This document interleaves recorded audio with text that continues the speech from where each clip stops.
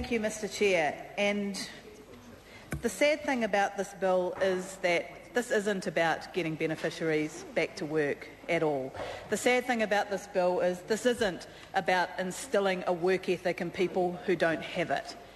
And the sad thing about this bill is it will do nothing to help the ever-growing number of beneficiaries in this country who want to work go back to work, and those who are trying to raise their children to do so in a way that two-parent families can often take for granted.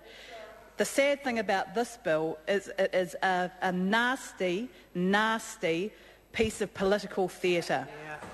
When I heard the Minister and the Prime Minister saying that what was wrong with this country was that beneficiaries needed a kick in the pants, I was ashamed to be a member of this House. And I was ashamed that we had a Minister of Social Development who herself benefited from a system which saw the value of her as a mother, the value of her as someone who needed to be there to raise her daughter, and acknowledged that there were barriers to her leaving that system sometimes, and provided assistance in the form of the TIA. And to see that Minister not only take that assistance away from every other solo parent in this country, but now introduce a piece of legislation which says that beneficiaries are worthless, is a shameful day for this House, and a shameful day for a Minister that has pulled up the ladder behind her and left behind every other solo parent that was in the same situation as her. This is not a day of glory for the Parliament of New Zealand. And the fact is, all this piece of legislation was put in place to do was to hide the fact that the government has no plan to deal with rising unemployment. Because it wasn't that long ago that we had the lowest unemployment in the world in New Zealand, and we didn't do it by vilifying beneficiaries. We didn't do it by taking some of the most vulnerable people in our country and saying they're worthless and we're going to give them a kick in the pants. We did it by trying to create the economic environment that allowed jobs to be made. In Mount Roskill today, 2,700 people applied for 140 supermarket jobs. Why does the Minister continue to tell us that New Zealanders don't want to work when 2,700 people queued up for 140 jobs at a supermarket?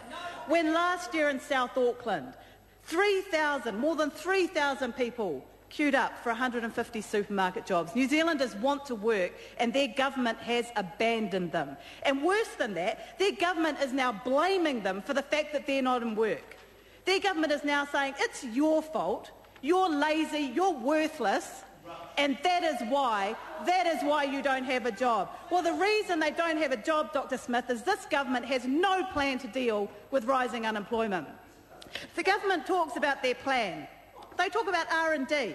Tell that to my friend who has a PhD who was fired from a Crown Research Institute recently because of health cuts. And tell that to the dozens of other scientists in this country being fired from Crown Research Institutes while this government stands up and says, we're doing such a good job in R&D, we're creating jobs. Well, they're not.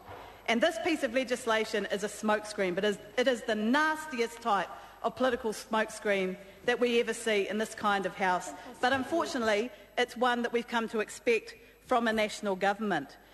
Because the fact is, we can vilify solo parents all we want. We can call them lazy and we can call them worthless. But we need them to raise their kids. And let's talk about the reality of solo parents. Because I have a parent who went on the DPB after my parents' marriage broke up. And you know why they did that? Because they needed to be at home, not so much for me because I was old enough to deal with it, although it was still hard, but because they needed to be with my younger brother and sister at a time that is very difficult for any family, very, very difficult, at a time when kids need their parents more than anything else, in the case of a marriage breakup. Now, this is often the norm for DPB recipients. They're not these kind of baby factories, as the Prime Minister called them, baby factory 14-year-olds popping out kids to make money. They're very often solo parents leaving at the end of their first marriage who need to be with their kids, and their kids need them. They're not worthless. They're actually carrying out a very important job to make sure that those kids don't end up in such significant trouble in their education that they end up in our justice system at the end of the day. And for a government that constantly trots out the hollow rhetoric of being about families, to say that they now don't care that suddenly there's just the standard that all kids who grow up in sole parent families at a certain point, Mr Chair, I call the Honourable Paula Bennett.